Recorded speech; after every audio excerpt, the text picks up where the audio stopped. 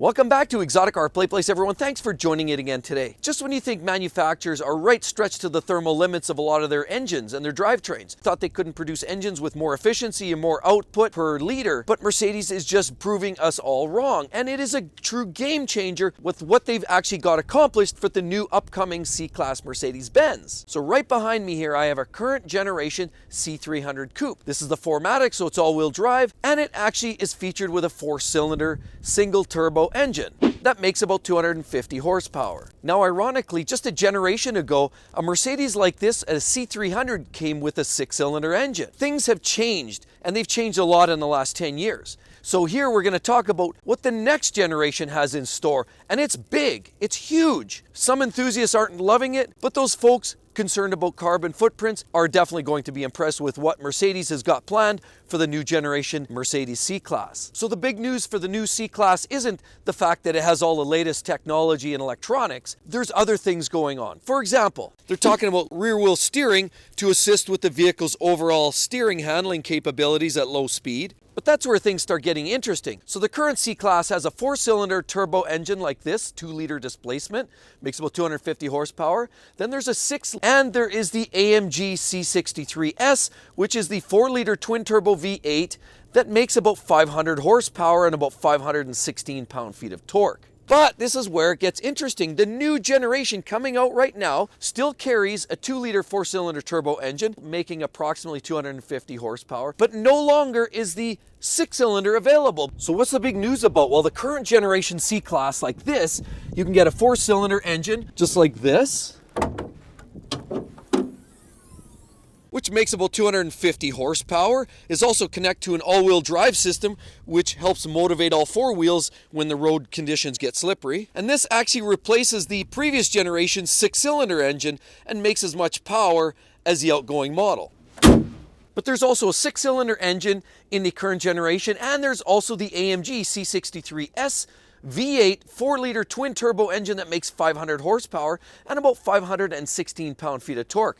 Very impressive drivetrain. However, that's all going away. Sadly, now it's been reported and it's just been revealed that the 6-cylinder is gone because the new chassis won't allow the extension on the front end for the longer engine, so the 6-cylinder is gone, and Mercedes has reported that they're eliminating the C63S V8 engine. There will no longer be a 6-cylinder or a V8 engine available in the new Mercedes C-Class. Now, the reports has to do with the V8s going away because of emissions. Personally, I don't buy that because Mercedes likely is going to continue using V8 engines in other models. So how is it that that's a problem for the C-Class? But anyway, V8's gone, 6-cylinder is gone. That leaves Mercedes utilizing strictly a 4-cylinder engine in the new and upcoming C-Class Mercedes. Now, you're still going to have coupes, sedans, cabriolets eventually, but the key being here, the most important element, every engine from the C300 to the C43 and up to the C63 is all going to be a 4-cylinder turbo engine. The difference being the C63S is going to be supplemented with an electric generator, essentially, which develops charge based on braking conditions. The really interesting part is that Mercedes is saying with that new 4-cylinder turbo engine replacing the C63S engine, they still promise to make the 500 horsepower and likely exceed the 516 pound-feet of torque that it comes with right now. They're saying with the additional supplemented power coming from the electric drivetrain that you likely will exceed the 516 pound-feet of torque. Of course, that new car will also have rear-wheel steering and a refined driving dynamic that's sure to match V6 engines of the Benz of current models. And to follow suit with the E-Class, you're likely going to see the C-Class come out with an all-terrain version, which will be elevated and probably somewhat cladded and made for a little bit better off-roading, and you'll have likely a higher ride height as well. But in terms of the interior of the new car, opening this, as you can see, you've got purely analog gauges in this current 2018 model.